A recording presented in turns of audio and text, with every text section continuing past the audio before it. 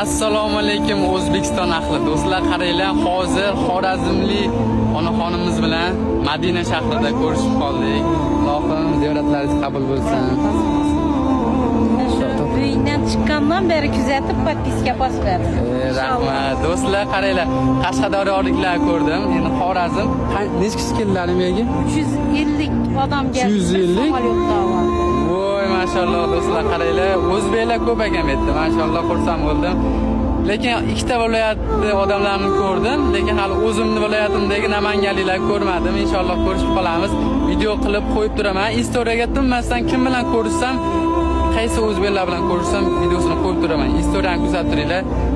Yaxshi joylar, vashchi. Zo'r. Etlarim boshqacha bo'lib ketyapti, ishonasizmi? Men gelish nasib etsin.